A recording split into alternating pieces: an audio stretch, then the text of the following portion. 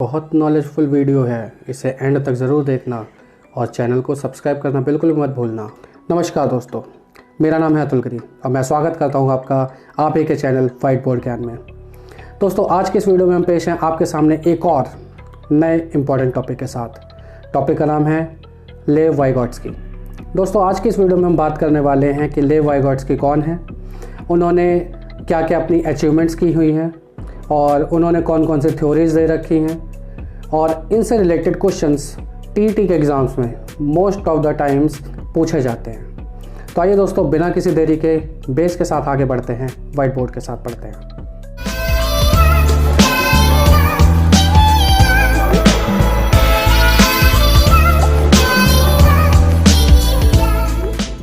लेव वाइगोट्स्की रूस के रहने वाले थे। इनका पूरा नाम लेव सेम्योनोविच वाइगोट्स्की था। लेव सेम्योनोविच वाइगोट्स्की था। इनका जन्म 17 नवंबर 1896 को हुआ था। जीन पियाजे और लेव वाइगोट्स्की दोनों का जो बर्थ ईयर है वो सेम है, ये याद रखिएगा आप। सेकंड चीज़ है, इनकी जो डेथ हुई थी वो 1934 में हुई थी। मीन्स ये 37 ईयर्स की एक छोटी सी एज में इतने बड़े बड़े काम करके चले गए। एजुकेशन इनकी मॉस्को यूनिवर्सिटी से हुई थी। इन्होंने काम तो साइकोलॉजी में बहुत सारा किया है, लेकिन इनके जो दो कॉन्सेप्ट हैं वो बहुत ज़्यादा फेमस है। एक तो है सामाजिक सांस्कृतिक मनोविज्ञान और दूसरा है निकटतम विकास का क्षेत्र। सामाजिक सांस्कृतिक मनोविज्ञान मीन्स इनकी जो एक थ्योरी थी social cultural context of cognitive development, और सेकेंड इनकी थ्योरी थी जोन ऑफ प्रॉक्सिमल डेवलपमेंट। ये दोनों इनके बहुत ज़्यादा फेमस हैं और बहुत ही इम्पॉर्टेंट भी हैं। तो दोस्तों, आज हम बात करेंगे इन्हीं के बारे में और इनसे रिलेटेड क्वेश्चन भी कौन कौन से होते हैं वो भी हम ज़रा देखेंगे। हम सबसे पहले देखते हैं इनका पहली थ्योरी इनकी कौन सी थी। सबसे पहले हम बात करेंगे वाइगोट्स्की के संज्ञानात्मक विकास के सिद्धांत के बारे में। कॉग्निटिव डेवलपमेंट थ्योरी जो इन्होंने दी थी, हम उसकी बात करेंगे। उनकी थ्योरी का सबसे पहला पॉइंट है विकास और अधिगम में अंतर संबंध होता है। मीन्स डेवलपमेंट और लर्निंग जो है ये आपस में इंटरकनेक्टेड होते हैं। ये आपस में इंटरकनेक्टेड होते हैं। जैसे जैसे डेवलपमेंट होगा बच्चे का, वैसे वैसे उसके अंदर लर्निंग की जो कैपेसिटी वो बढ़ती जाएगी, या फिर जैसे जैसे डेवलपमेंट बच्चे का कम होगा वैसे वैसे उसकी लर्निंग की कैपेसिटी भी कम होती जाएगी। ये एक जनरल मैनर में इनका पहला पॉइंट है। सेकंड पॉइंट क्या है कि बालक की सक्रिय भागीदारी होती है, यानी बच्चा जो होता है वो अपने डेवलपमेंट में एक एक्टिव पार्टिसिपेंट होता है। ये सब कुछ अपने आप नहीं हो जाता। जीन पियाजे की थ्योरी यहाँ पर थोड़ी सी अलग थी। हालांकि उन्होंने कहा था कि ये एज के साथ साथ बच्चे के अंदर अपने आप ही डेवलपमेंट आने लगते हैं, लेकिन ऐसा नहीं है। अगर बच्चा एक्टिव नहीं होगा तब बच्चे का डेवलपमेंट जो होता है वो कहीं ना कहीं सफ़र करता है। ये बोला था लेव वाइगोट्स्की ने। थर्ड पॉइंट क्या है इनका, बालक के विकास पर समाज का प्रभाव पड़ता है। बच्चा जो डेवलपमेंट करेगा या बच्चे के अंदर जो भी डेवलपमेंट होगा वो उसके सोशल एस्पेक्ट में भी होगा। मीन्स अगर किसी बच्चे का जो सोशल जो इन्वायरमेंट है वो एक गांव का है, तो मीन्स बच्चा जो डेवलप करेगा वो गांव के माहौल के हिसाब से करेगा। अगर बच्चा शहर में रहने वाला है तो उसका डेवलपमेंट शहर के हिसाब से होगा। नेक्स्ट पॉइंट क्या कहता है, संज्ञान और सामाजिक वातावरण का भी संबंध होता है। पहली बात क्या आती है कि डेवलपमेंट पर सोशल इम्पैक्ट पड़ता है। सेकेंड चीज़ क्या है, कॉग्निशन जो उसका होता है, बच्चा जो भी इंद्रियों के माध्यम से सीखेगा वो सब उसके सामाजिक वातावरण से संबंधित होता है। जैसे अगर हम बात करते हैं भाषा की, अगर बच्चा एक लैंग्वेज सीखता है, सपोज़ कीजिए बच्चा अगर एक ग्रामीण परिवेश में रहता है और वहाँ पर उसके यहाँ एक हरियाणवी भाषा सिखाई जाती है, तो सारे आसपास के लोग सब हरियाणवी भाषा में बात करते हैं, तो ऐसे में ये बिल्कुल एक कॉमन सी बात है कि बच्चा भी हरियाणवी भाषा सीख जाएगा। ठीक है, ये यहाँ पर इन्होंने वाइगोट्स्की ने कहा था। लास्ट पॉइंट क्या है, संज्ञानात्मक विकास में भाषा की महत्वपूर्ण भूमिका होती है। बच्चा जिस भाषा के परिवेश में रहेगा उस भाषा के परिवेश में किस तरीके का विकास होता है ये सब उसके कॉग्निशन में आएगा अपने आप, और उसका जो कॉग्निटिव डेवलपमेंट होगा वो इफेक्ट करता है। लेव वाइगोट्स्की की जो नेक्स्ट थ्योरी थी वो थी अंतरीकरण का सिद्धांत। अंतरीकरण का सिद्धांत, इस सिद्धांत में क्या होता है, लेव वाइगोट्स्की कहते हैं कि जो विकास है वो वातावरण में प्रारंभ होता है। डेवलपमेंट जो होगा वो इन्वायरमेंट से शुरू होगा। इन्वायरमेंट जैसा होगा उस तरीके का डेवलपमेंट होना है। ये वाइगोट्स्की पहले भी कहते हैं। अंतरीकरण में भी यही चीज़ है। अंतरीकरण बेसिकली क्या चीज़ होता है कि बाहर जो भी कुछ हो रहा है उसका अवलोकन करेगा बालक और अवलोकन करके उसे आत्मसात कर लेगा, तो ये उसका अंतरीकरण कहलाता है। यानी बाहर होने वाले अवलोकन को आत्मसात करके सीखना यहाँ पर इसका नेक्स्ट पॉइंट है। एग्जाम्पल के लिए बच्चों की भाषा का विकास। बच्चों की भाषा का विकास मीन्स बच्चा, सपोज़ कीजिए जैसे पहले हमने बात की थी कि बच्चा हरियाणवी परिवेश से आया है, तो हरियाणा की भाषा तो बच्चा सीख ही जाएगा।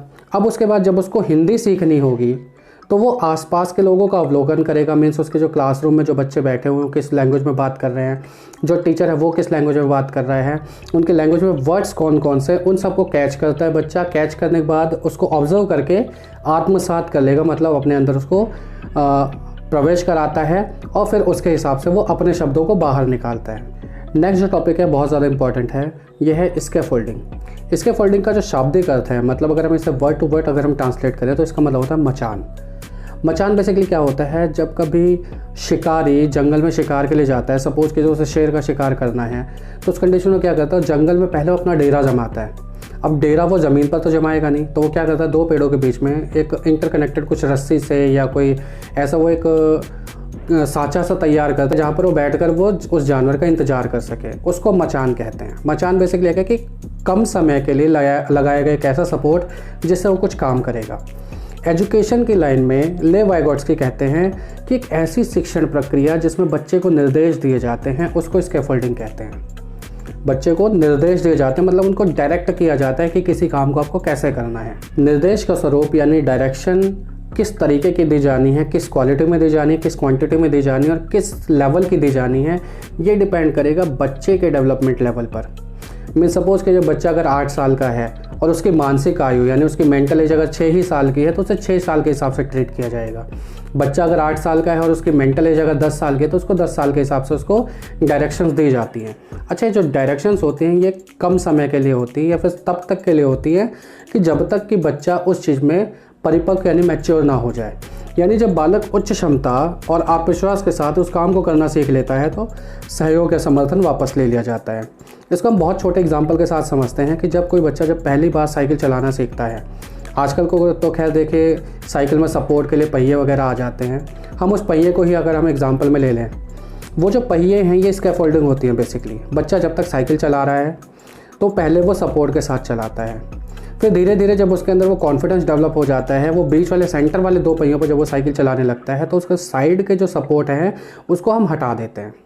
तो जब वो हट जाता है तो उस प्रॉपर सपोर्ट को स्कैफोल्डिंग कहते हैं, उस सपोर्ट को सहयोग कहते हैं। टीचर भी क्या करता है, जैसे सपोज कि अगर टीचर ने अगर एक उसको आ वर्ण सिखाना चाहता है, वो उसे आ से आम सिखाना चाहता है, तो इस कंडीशन में क्या करेगा टीचर, पहले वो आ लिख कर दिखाएगा बोर्ड पर, फिर वो मुंह से आ बोलेगा, बच्चों से आ बुलवाएगा, फिर कई बार बच्चों के हाथ पकड़कर उससे आ बोलना आ लिखना सिखाता है और फिर उसके बाद जब बच्चा धीरे धीरे इस काम को पूरे कॉन्फिडेंस के साथ करने लगता है तो अपना सपोर्ट वापस ले लेता है। मतलब अब वो उसकी हेल्प लिखने में नहीं करता, बच्चा अपने आप उस काम को करता है। ये होती है हमारी स्कैफोल्डिंग, मीन्स वो सपोर्ट जो बच्चे को डायरेक्शंस के थ्रू दिया जाता है और जैसे ही बच्चा उस चीज़ को गेन कर लेता है, उस नॉलेज को गेन कर लेता है, वो सपोर्ट वहाँ से हटा लिया जाता है। देखिए नेक्स्ट पॉइंट है हमारा ZPD means zone of proximal development, means निकटतम विकास का क्षेत्र। लेव वाइगोट्स्की ने ये थ्योरी दी थी जो बहुत ज़्यादा इंपॉर्टेंट है। इस थ्योरी को थोड़ा सा हम ऐसे समझते हैं कि हर बच्चे की अपनी कैपेबिलिटी होती है। सपोज़ कीजिए बच्चा हिंदी के वर्णमाला लिखना सीख रहा है, उसको 5-6 अक्षर अपने आप आते हैं या फिर 5-6 अक्षरों पे वो अपने आप कमांड ले लेता है। फिर एक उसके साथ में गाइड लगाया जाता है, एक टीचर लगाया जाता है, टीचर उसको 20-25 अल्फ़ाबेट्स और सिखा देता है, 20-25 वर्णमाला और सिखा देता है, कुछ अक्षर उसे लिखना सिखा देता है। अब बच्चा क्या है 5-6 तो उसे खुद आते थे और 20-25 उसे टीचर ने सिखा दिए। तो अब इस कंडीशन में क्या हो गया कि बच्चे का जो डेवलपमेंट लेवल है वो हो गया 30 वर्णमाला के अक्षर लिखने का। ये जो डिफरेंस जो आया बच्चे का 6 से लेकर 30 तक के जो बीच का डिफरेंस था, ये ZPD होता है, निकटतम विकास का क्षेत्र होता है। मीन्स बच्चा जब बिना किसी सपोर्ट के अपनी क्षमता से कोई काम करता है उसका लेवल, और किसी गाइड के माध्यम से या पीयर लर्निंग के थ्रू या टीचर के माध्यम से वो जो स्टैंडर्ड लेता है, वो जो डेवलपमेंट करता है उसका लेवल, इन दोनों के बीच का जो डिफरेंस होता है उसको ZPD कहते हैं। एक और एग्जांपल इसमें देखते हैं कि अगर बच्चे को 2 और 3 की टेबल आती है और टीचर उसको 4, 5, 6, 7, 8, 9 और 10 के टेबल उसे सिखा देता है।